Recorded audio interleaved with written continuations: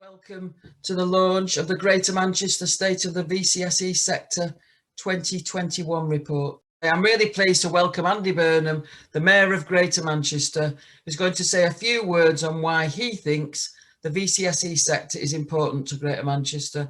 And Andy's interrupted his busy schedule to join us this morning. So thanks ever so much, Andy, and over to you. Thanks a lot, Alison. Great to be with everybody. Yeah, and if I'm a little flustered, I've just been on the hot seat with Mike Sweeney, so it always takes me, just taking a minute or two to cool down. But no, I was really keen to be with you all because I've got it, I've read it. It's a really important report, and I think, it's always an important report, but particularly so at this moment in time, Alison. So I'd like to thank you. Obviously, you and your colleagues in Salford have been, a big player in this. But well, there's a lot. I'm just reading through. Most of our boroughs have played some role. We know the University of Salford, the Centre for Social and Health Research, has been instrumental as well. So thank you to colleagues there. There's one big negative and one big positive, I think, that leaps out of the report, as far as I can see. So the big negative, obviously, is the impact on the income levels of our voluntary community organisations, our social enterprises over the last over the last few years, to be honest, but particularly in the last 18 months. I'm just flicking back to the actual stats that you've given us. I think a third have been dipping into reserves, haven't they, over the last year, and that should tell us something about the state of their finances. And it's a very big warning sign, that it's got to be said, because you can't live on reserves for any length of time. So, we recognise the impact on the financial health of the sector, and that is a concern. So let me then turn to the more positive reflection, Alison, and that is, obviously, there's been a 7% increase from 2017, from the last report, in terms of the number of volunteers and the hours that those volunteers are giving. So, what I do, if I put those two things together, the kind of hit on the income of our VCSE organisations, but also then looking alongside the level of involvement that we're seeing in our communities, if we can shore people up financially, potentially we can then together face the recovery, because it is going to be a tough job, isn't it? Let's not make any bones about it. We all know that the pandemic has taken a huge toll on Greater Manchester in the last 18 months, on its people, on the organisations that support those people in the statutory sector, our councils, but of course voluntary organisations as well. However, I think levels of participation amongst the Greater Manchester public are high. People want to make a difference, and that's a real positive, and that's grown, if anything, during the pandemic. One statistic that leaps out a little, and you could say is good or maybe not so good, I don't know, it depends which way you look at it, is the increasing number of new, smaller organisations. Now, that suggests there's quite a lot of churn in the sector, and it could mean, obviously, that we're losing some and then others are springing up. So, I think we need to sort of understand that more as we go forward. But, if you look at the income generation of the sector as a whole, 1.2 billion, 75,000 jobs, 500,000 volunteers, this is a massive success story overall, and it's one we need to build upon coming out of this, because we are going to need your help. We are definitely going to need your help to lift people up after this, to lift our communities up after this, and to make sure that we don't allow the pandemic to leave a permanent mark, if you like, on Greater Manchester. So there's a big job in front of us all, and we, through our work on our Independent Inequalities Commission, know that we're going to have to mobilise the contribution of all sectors So just to make a reflection on my first 4 years, and particularly the work I've done on homelessness, that I know many of you have been involved with in different ways. It's not perfect, and I'm not going to say it is. However, it has been a whole society approach where we've had a clear mission, haven't we, about ending rough sleeping. And then we've created a network underneath that mission of people, public, private, voluntary, faith, community, everyone starting to pull in the same direction. And I think in that example, you can sense the power of devolution in Greater Manchester, where we kind of, get everyone kind of pulling in the same direction, as I say, rather than everyone ploughing their own furrow. And I am really kind of keen as we go forward from here, when we look at other challenges, like making sure no child goes hungry, or we kind of have a different approach to everyday well-being and lifting people's mental health, combating loneliness amongst older people, huge challenges ahead of us. Whether we adopt that similar mentality of everybody pulling in the same direction. So when I look at your 6 recommendations at the end, the VCSE sector embedded as a strategic partner will tick. I'm going to say tick to that. Recognise the sector as a critical part of local economies. Again, we're going to say yes to that. Review commissioning approaches, which are led by local communities, not just to continue to run local services, but to grow and innovate as part of an inclusive economy. Again, I'm going to say yes to that. We do a bit of it, and we've done a bit more of it maybe in the pandemic. The community hubs, I think, unlocked a bit of innovation. And I think we need to capture some of that learning.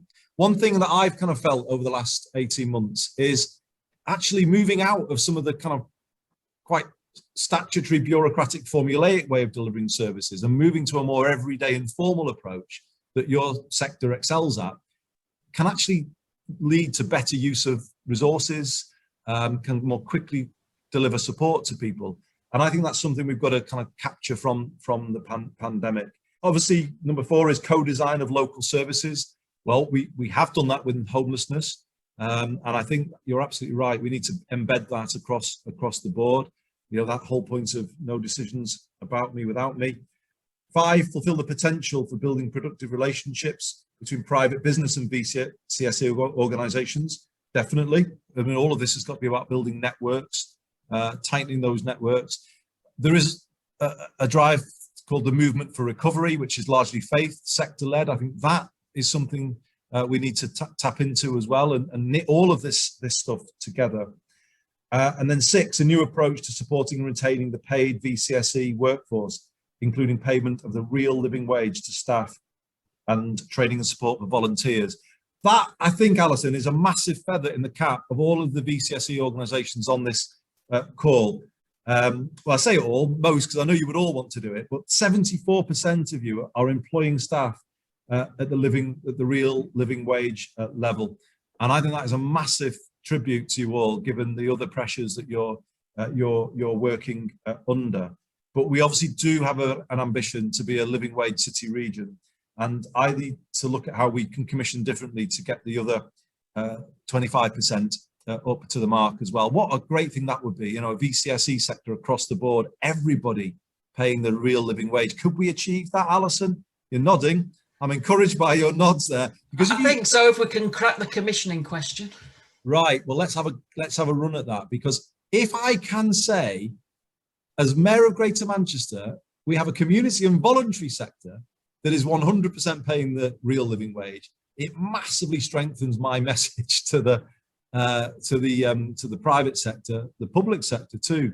And I think that's something that we should really work at. But that is such a strength coming out of this report. I'll finish on this point, Alison, because I think in some ways all of your recommendations fold into what I'm about to say. I think it's incumbent on all of us to think differently about how we support people coming out of the pandemic, and actually putting people's everyday well-being at the heart of everything in the way that the Independent Inequalities Commission recommended. Too many of our residents are living with too much stress and insecurity on an everyday basis. We've seen that in the pandemic, in the number of people who just couldn't stop working when they were ill or asked to self-isolate. That says that their lives are not where they should be. They don't have the security that they need. And then, of course, when you link it to housing, to deprivation, the issues that Elizabeth and I were discussing this week around race equality, there's multiple disadvantage here that is affecting a number of our residents and holding them back from having the life that they should be able to have. And I want to get serious about this notion of everyday well-being. And I'm talking to our Greater Manchester Health and Care Partnership about, in many ways, taking the notion of social prescribing. And Warren's on the call today, and he and I are having discussions about this. Can we make it a live well service, a structured live well service in all 10 districts in Greater Manchester? Basically, if somebody is referred in any day because they are not coping on that particular day, is there something that can immediately lift them up and support them? I mean, that's it in its simplest terms, isn't it? But it's a sort of taking it away from the language of prescribing and moving it into a positive live well service that we might deliver on an ongoing basis every day. And if we could do that, it would mean commissioning you differently and asking our voluntary organisations to be there as trusted partners for the long haul, but on an ongoing basis, providing that everyday support that our residents need. And that's the kind of notion that I've got coming out of this. Could we turn all the good works that have gone on in patches here and there, can we kind of gather those threads together and create a structured system for support in which the VCSE sector has a leading role and provides the things that you do better than the statutory sector, which is that whole person everyday support. So them's me thoughts, as we say, at this particular moment in time, as we continue to deal with a lot of pressure that we're all under. I was in Salford Royal yesterday, as some of you may have seen. The idea that the pandemic is over, well, don't go into Salford Royal and tell the staff that, because rightly they will. I can see Margaret nodding. It's a difficult time, I think, this, because we've got sort of messaging to the broader public which doesn't quite kind of match with what's also being experienced by our public services, because this remains a really, really tough time. And I think there's a lot of people who are running out of energy and struggling to see the light at the end of the tunnel at the moment. So these are the hard yards of the pandemic, I think, right now. But we can lift ourselves by planning for recovery, can't we? And I think this report that you've published today, good and bad, Alison, because there is a bit of good and bad in this report. I think we all need to take it on board. I will make sure that all of our leaders see it, and it's plays a part in our discussions at the CA level, so that we can get the sector ready to play the role we want you to play in the rebuilding of Greater Manchester after this pandemic, as a place where everyone is helped to live well, hopefully where everyone has a good job and a real living wage, everyone has a decent home that they can afford to run, a home that doesn't damage their health, and everyone has transport they can afford. It's pretty much simple as that, really, isn't it? What we want for everybody here. Good lives for all, as the Commission said. You've got a massive role to play in delivering those good lives for everybody. And we look forward to working with you in the months and years ahead. But we will also make a commitment today to take on board what you're telling us in this report and coming back with meaningful answers. So, Alison, I will leave it there and I will hand back to you. Well, just to say, Andy, thanks ever so much. We know you've got to go, but just before you do, I just wanted to say thank you. I think it's really good in terms of, what you've said about the recommendations and your belief and commitment in them. I absolutely think that we do want to take you up on having that conversation about moving beyond social prescribing, because it's not just about prescribing into a service from a public sector service. It's about how we often hold back the swell of demand. So I think that notion of living well, and this being our role, I think is really good. But I think it's start well, live well, age well and die well, isn't it? And the role of neighbourhoods and communities, not just in terms of place, but also in terms of identity. So that's really good to hear. Just to say that the Greater Manchester Full Report is launched today. So you've got the summary briefing paper. And from tomorrow, each of the local authority areas will have a locality report launched. Good. So I'm sure Anne and colleagues will share those with you and obviously produce a digest. Otherwise, you'd spend all your time reading 11 reports. And just to remind everyone that we have got the VCSE policy paper out and the work that came around from the VCSE commissioning framework and a lot of what you've talked about today, obviously GMCA and the Health and Social Care Partnership signed up to that. And we're currently having the refresh of the VCSE Accord. So I think there's lots of really good work going on, and we'll make sure that the recommendations and the findings of this Greater Manchester State of the Sector work feed into that process. So without further ado, I'd just like to thank you ever so much for coming today, and hopefully we can catch up again soon. Absolutely, Alison. Can I thank you for what you said? And I should have said, we got Cllr Arooj Shah, I think, speaking later, isn't she? And I've asked Arooj to lead on equalities, community inequalities for Greater Manchester going forward. So, you know, Brenda Warrington leads on equalities, Arooj leading on the community side of things, and obviously with responsibility for the sector. So between Brenda and Arooj, we want to make sure that you've got all of that kind of political connection that you need. But I know you will have it from both of them. Obviously, Elizabeth's on the call, chairing our race equality panel. The reason I just mentioned those things, Alison, is because I hope you'll feel that the infrastructure is building out here, and the number of kind of voices that are shaping our direction is growing, and everyone then has got those connections to the people that are involved in taking these decisions. You know, so we are building this infrastructure out. As I mentioned, Warren's on the call. I don't know if Warren has spoken yet, but I hope Warren might get a chance at some point this morning just to update on our thinking around moving social prescribing, you know, from the margins, if you like, more centre stage, and that kind of shift in emphasis that I've described. So, yeah, it's not, Alison, we're not the finished product. We're building obviously new ways of working, new ways of supporting people, but it's not politicians' words when I say I have always seen you as being centre stage in a more preventative, whole person, whole community package of support that we should be providing all of our people in Greater Manchester. And you know, though I'm in many ways kind of, you know, kind of disappointed in some ways by the way things have unfolded here over the last 18 months. It's been a really tough journey. I'm actually optimistic, if I'm honest, just because of what we've been through, how we've managed it, and what it opens up on the other side of it. So, as ever, you know, I think there's lots to go at here, and you know, I'm just grateful to each and every one of you for what you do in your own communities and your own organisations, the number of people you support, but your commitment to the bigger vision as well. Thank you, everyone. Thanks for having me. So thanks, Andy. And if we were in person, we'd give you a round of applause, but we can't. So I think we'll all wave and wish you well on your next meeting. Thank you. Cheers. Thanks a lot. And thanks, everyone. Good to see you all. Sorry I can't stay. Bye for now. But I am now going to pass over to you to Liz Windsor-Welsh, the Chief Exec of Action Together, who is going to chair our panel discussion. So over to you, Liz. Thanks so much. And welcome to the conversational panel discussion. So you're now pinned on the screen, so hopefully people can see you alongside the interpreter as well. I'm going to ask you to imagine that we're all sat in a nice cafe, probably one like the Infinity Initiative's one in Ashton, which is a pay-as-you-go cafe. So we're all sat there. There's not loads of people watching. It's just us having a chat. And we're really going to pick up the question that Andy said. So he gave it a big tick about the role of the voluntary sector as a strategic partner. And I guess the question that I know you've had in advance that we really wanted to bring out today in the discussion is, how do we strengthen the way that we work together? What do we need to do if we're going to realise that next step in our ambitions for some of our joint action? So please do take yourselves off mute and do chip in. It'd be great to hear your thoughts.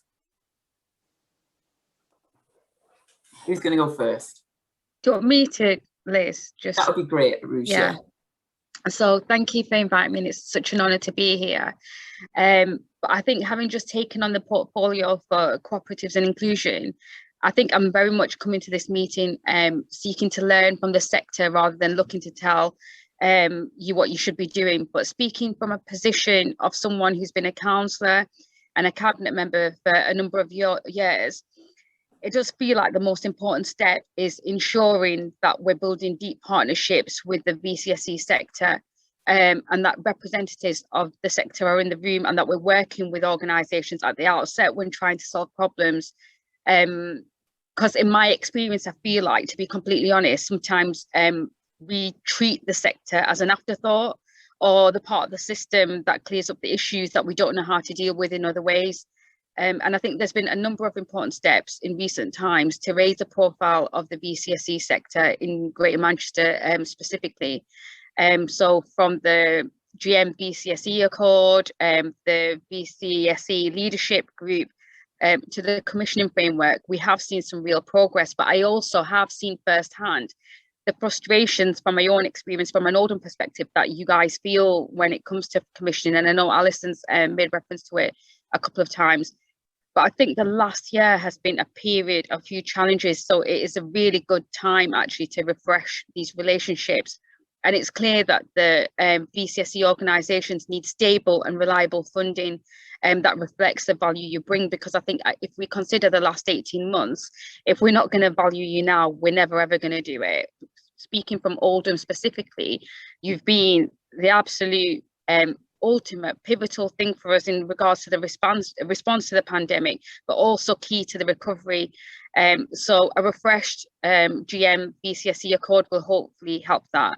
But as well as making sure that VCSE organisations are in the room at the outset, I do also think that we should in some areas be looking at to invert the relationship. So rather than councils or the combined authority saying this is a problem, we'd like you to help us solve it, we should also be looking at you as a sector to be identifying issues and then working together on those solutions.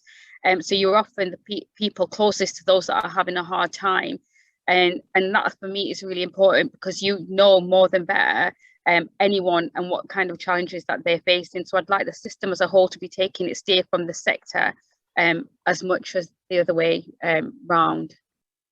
Thanks, Liz. Thank you, that's really helpful. And I think that inverting the relationships is a really helpful point. And thank you also for that acknowledgement of the sector, because I think when we looked at the breakout rooms, you could see that's what was coming out as some of the themes, people really wanting to feel like we're in this together, you know, when it's good and also when it's really tough. So thanks very much. Opening it up for others to contribute. Go on, Warren.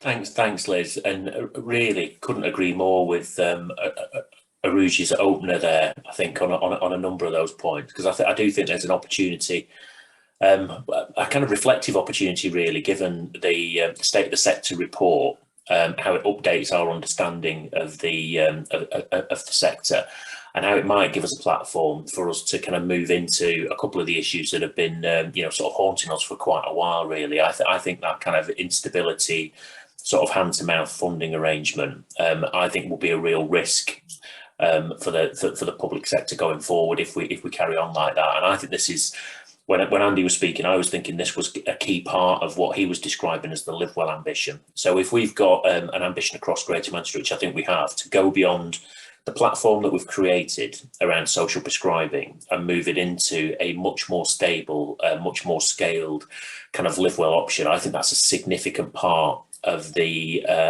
relationship between the statutory sector and the VCSE.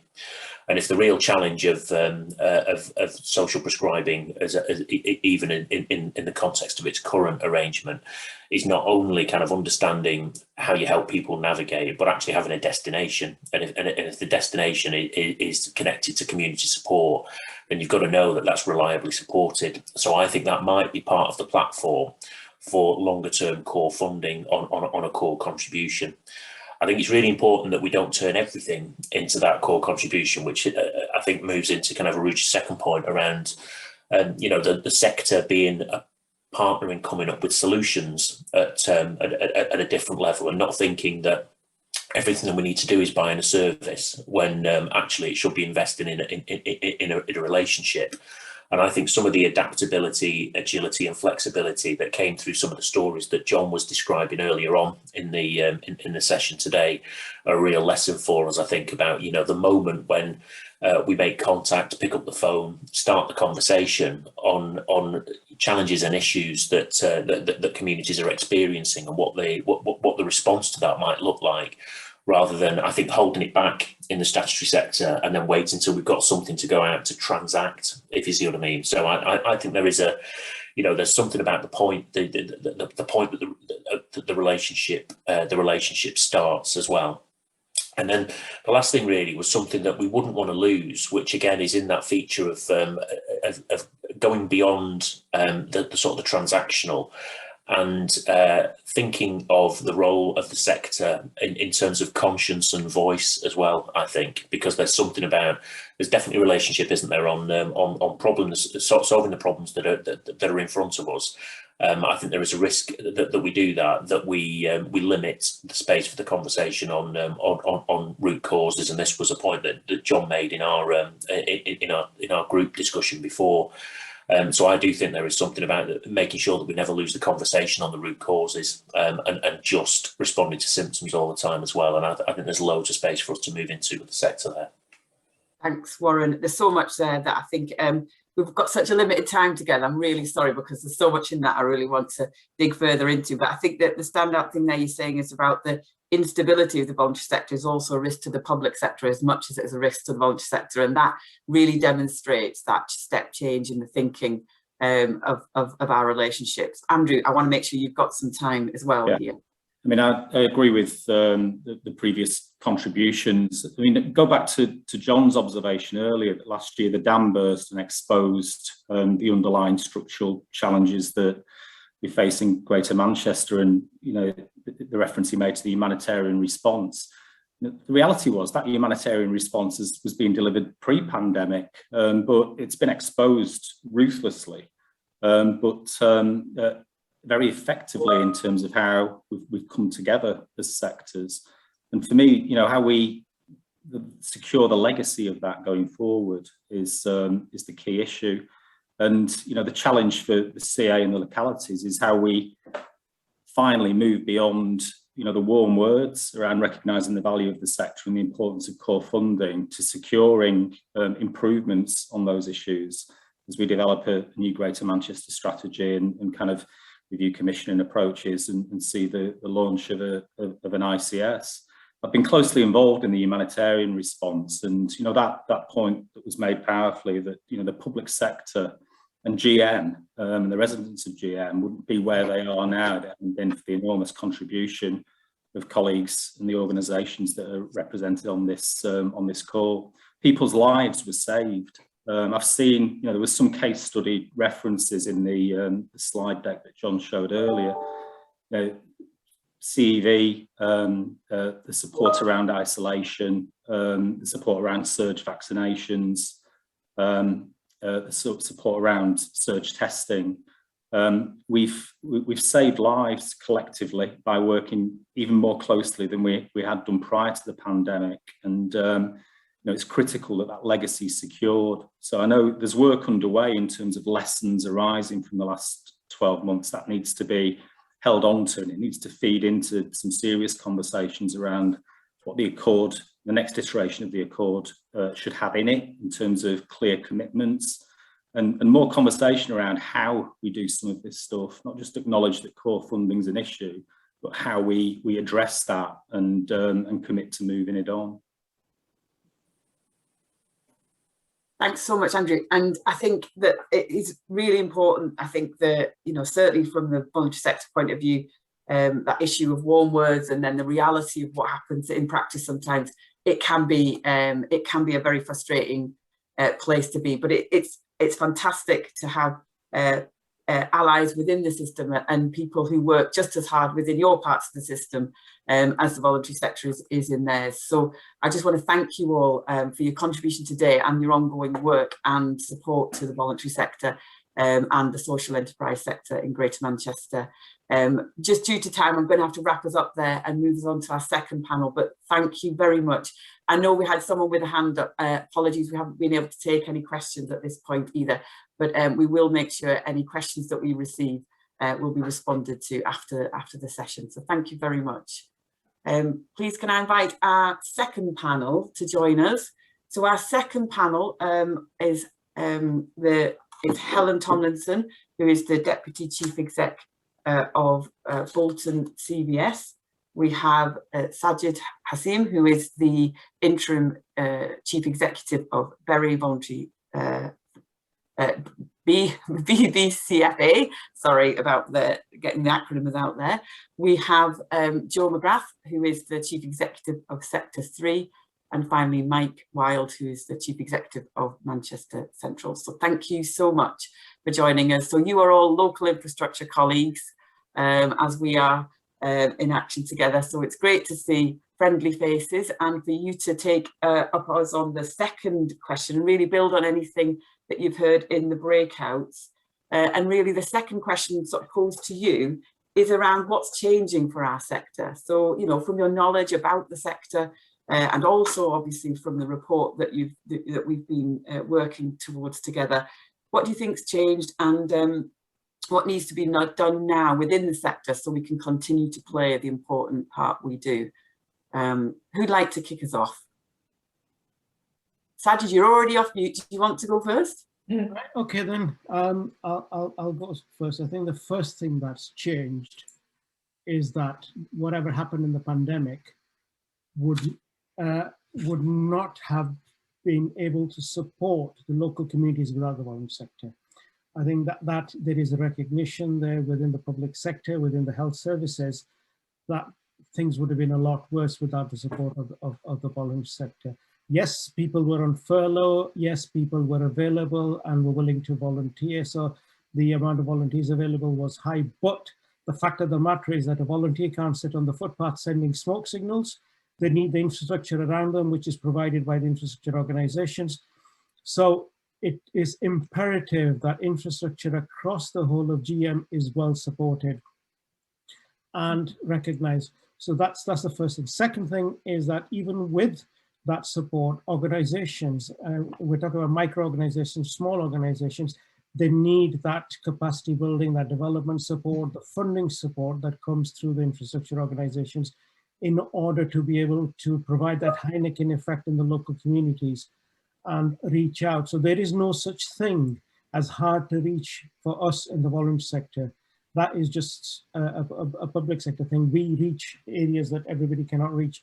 And finally, I'll shut up after this one. I think it's very important to recognize that we are a conduit between the private sector, corporate social responsibility, and the communities. And we have to play a role in getting because public sector doesn't have the money anymore, is how we channel that corporate social responsibility to supporting local charities rather than the big national RSPCAs and the NSPCCs of this world, how we get them to support local small community groups. Fantastic. Thanks, Sajid. Who's next? Joe? Yeah. Helen, you're also off mute. I'm happy to follow Saj there. Thanks, Saj. Yeah, just building up upon the conversations earlier and from the previous panel, you know, it has been well documented that the virus wasn't the great leveller that was originally sort of mooted earlier on in the pandemic, and you know that it just compounded the injustices that you know, that us in society and politically we were failing to remedy, weren't we? And but on the flip side of that, you know, that's the negative bit, but on the positive side, it did show us that system change can happen, and there is that interdependency between sectors. And for me, you know, I think we really need to have the courage now to seize and transform the business as usual activities that happened pre-COVID.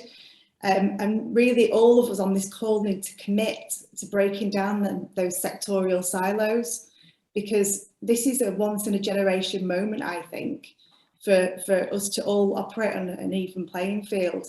And to do that, I think we need to distribute some of the leadership around this work. And the resource, as a previous, I think Warren said, you know, there is that if we fail, we all fail as a sector. So, you know, for me, you know, let's seize the moment. Let's continue how we have worked with each other the last 18 months and build on that. Fabulous, powerful thoughts. And I think distributing leadership there and the funding to go alongside it is a really great point there. Thank you very much. Helen, did you want to come in? Yeah, thanks, Liz. Yeah, I mean, echoing what everybody else has said, but I want to kind of bring in some comments from the group that I was in earlier, and specifically in relation to volunteering and the changes in volunteering that we've seen across Greater Manchester and in our localities, and that real upsurge in people wanting to do more for their local communities. The upsurge in mutual aid. I think there's a real call to action for us as local infrastructure organisations in how we support our members, so our member groups, to really think about how they can kind of restructure, reshape their services, and think about how they engage with some of those urgent response volunteers that have come through during the last few months, because there's a real amazing resource there of people that want to get involved in social action. So I think there's an incredible opportunity there to get involved in, you know, volunteering within existing organisations, but also future civil emergencies as well. Just to temper that, one of the things that came out of our group was also around workforce wellbeing, which has been pointed out in the report. And that's workforce wellbeing of staff, but also our volunteers as well. So I think, again, there's a call to action about how we recognise the workforce, which a lot of the work that's been done has been hidden. And, you know, I think there's been a lot of perhaps programmes and initiatives put in place for public sector colleagues around their health and wellbeing. So how do we do something similar for our voluntary sector colleagues and volunteers? Thank you so much, Helen. Yeah, a couple of great calls to action there, which I know was a huge theme within the breakout rooms in terms of that's the kind of emerging social action and how do we work as one system together within the voluntary sector. So my unenviable task of going last here, you've got a couple of minutes and appreciate your patience there. Anything you can add to that? Thanks, Liz. You notice we, as the voluntary sector, automatically went in alphabetical order by surname. That's how we organise ourselves. It just happened. I think I totally agree with what everybody else has said. I particularly want to pick up on Helen's point around workforce. You know, the sector's workforce, we now have statistics on the sheer scale of our workforce. But when do commissioners or funders ever invest in our capacity to support our workforce?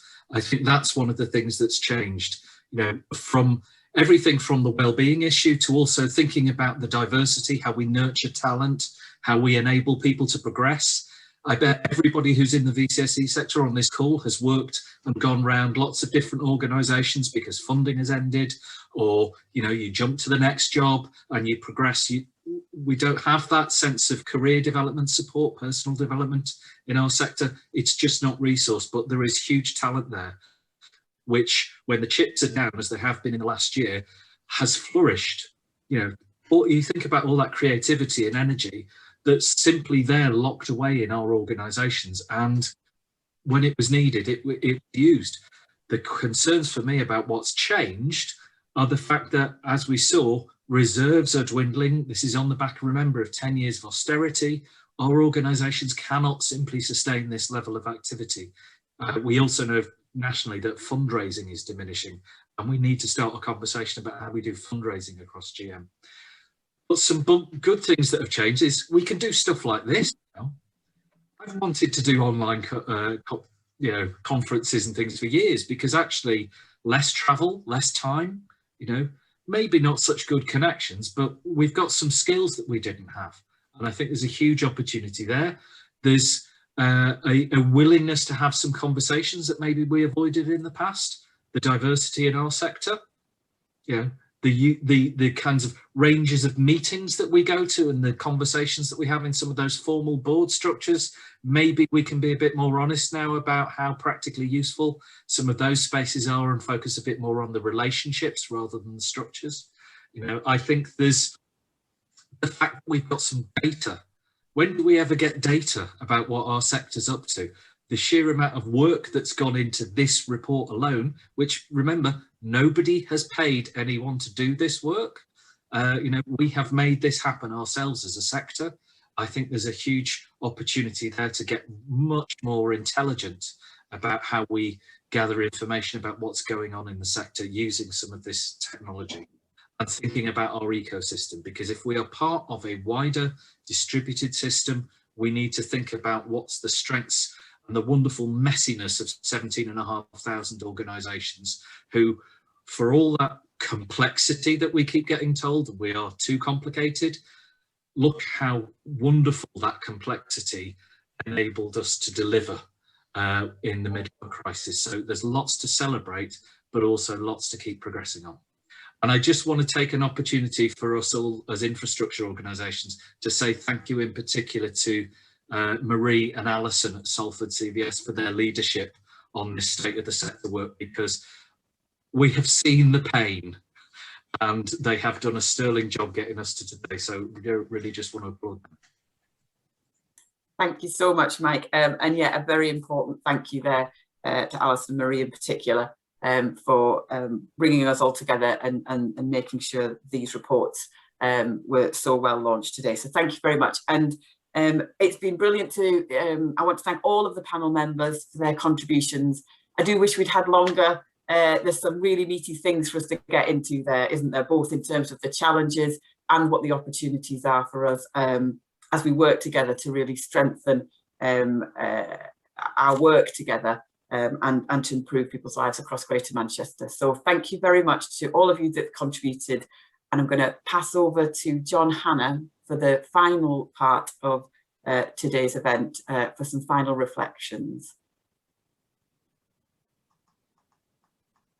Thanks, Liz. I'll just wait for the slides to be pinned, but I'll just want to echo Mike's thanks to the team to making this research happen, but also echo some of the thanks that Alison gave earlier. Thanks to all the organisations that responded to the survey. Thanks for all the infrastructure organisations and the support for local authorities as well.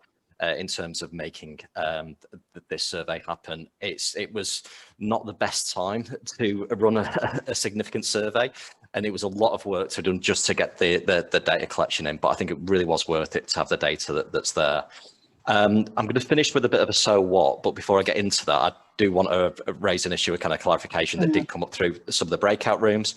When we talk about VCSE, we sometimes just use it without thinking because we're just so used to using it. We do recognise the role of faith organisations within that as well. And I just want to make a distinct contribution of faith organisations. Sorry, I think somebody's could we make sure everybody's on mute? I'm just getting some feedback at the moment. So faith organisations have been really important. I've been doing a lot of work on the social isolation of older people, and especially those people who are shielding. They turned to faith organisations and got a lot of support from faith organisations, specifically and distinctly. I think one thing we do need to recognise as well is there's a lot of people who give time through faith organisations to communities who don't really see themselves as volunteers and maybe missing out on those volunteering stats. So when we say we've got 500,000 volunteers in Greater Manchester, that's undercounting when you actually start to think about all the people involved in faith communities who are giving time through their faith organisations in a wide sense. So I just want to make sure that we do recognise that, and there is that specific role. So now I'll just come through to the kind of so what and the recommendations, which is going to be slightly easy for me because the mayor read through them all. So I won't need to go into too much depth, especially since he seems to agree to most of them as well, if not all.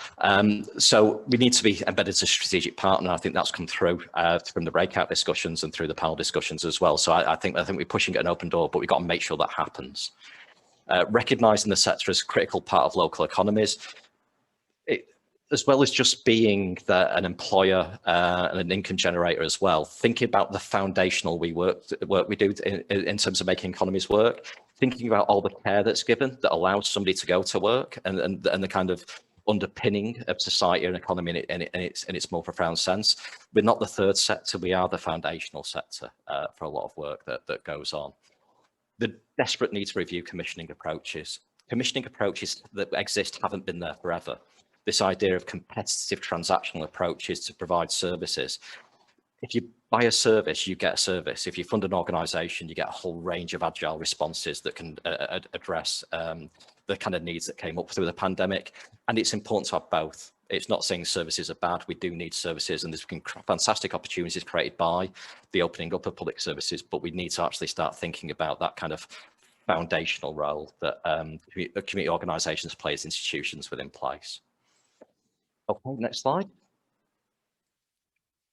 Of course, the Independent Inequalities Commission also reported, and a lot of the findings from our research point to address the need to address inequalities, and a lot of the stories that came, the impact not just on communities but on staff and volunteers as well. We need to do much better job at addressing inequalities, and it's not just about addressing inequalities. Those inequalities exist because of the discrimination, the root discrimination that's there in the structures of society economy, and we've actually got to get addressing those rather than just dealing with symptoms. People need help. We need to provide the help, but we need to stop those problems from occurring in the future as well.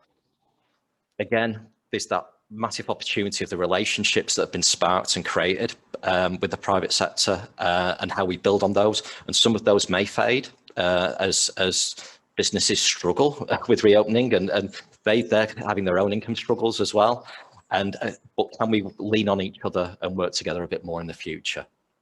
And how do we take forward those relationships now? And how do we help prepare the sector to understand what it is that private sector businesses are looking for? And finally, at the point, and I think just to echo Mike's comments as well, we really need to think about the voluntary sector workforce. It's been hammered. It's been at the front line. As Andrew Lightfoot mentioned, we've collectively saved lives. We've had a massive impact on people's lives, and we need to think about the people who are there, the paid staff, but also the volunteer workforce as well, who aren't getting compensated in the same way, making sure that the support's there and support them to deal with the kind of stress that's occurred from there. But I think we're all aware of that. It's good to have some of the evidence for that, and especially some of the stuff that came from the focus groups. So we have the report, we have the recommendations, we have the start of a conversation. But what's really important is the future world we live in won't come from a policy paper, won't come from conversations. It'll come from the decisions we make now. We build the future, and we've got some evidence now, and we need to start using that in terms of how we plan our work and how we start to lobby and make changes to the way we work. And it starts here, and hopefully this information will be useful. It was designed as a way to get data and get intelligence into the sector. And as Mike said, we need to do much more of this in future and find different ways that we can inform you and arm you to be able to make those future decisions and build that future world. So thank you for attending. Thank you for staying along, even though we are now 4 minutes late on the advertised end time, and still have most of you. And thank you for everybody that's been involved. At various points, we would have paused to allow a round of applause. There is a reactions button on the toolbar at the bottom of the Zoom window, so please do give your thanks, or even just turn your camera on and wave at people. It's been great to have you here. Great to have your energy in the breakout rooms, and thank you for your attendance. Thanks, John. Thanks, everybody. Congratulations, John, the new Chief Exec of GMCVO, and thanks to Alex for all his hard work over many years. Thanks to everyone for attending. Thanks to my fellow local infrastructure organisations, colleagues from across those organisations, not just the chiefs. Thanks to all you. Thanks to our speakers. Thanks to Andy Burnham. Thanks to Michelle and the team at the University of Salford.